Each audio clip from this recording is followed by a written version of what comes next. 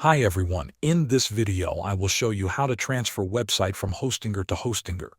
First, you need to create a full backup of your website from your old Hostinger account. Log into your old HPanel and open the File Manager. Inside the File Manager, look for the public HTML folder. This folder contains all the core website files that make your site work. Select everything inside public HTML and download it as a backup.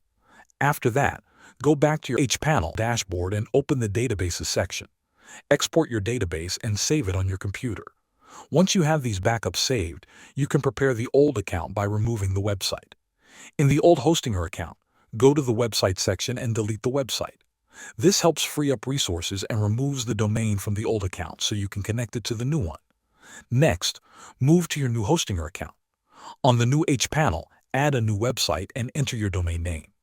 Hostinger will create a fresh environment with a new public HTML folder and give you the option to create a new database. Now upload your website backup. Go to the File Manager in your new account and open the public HTML folder. Upload the backup file you downloaded earlier and extract it inside the folder.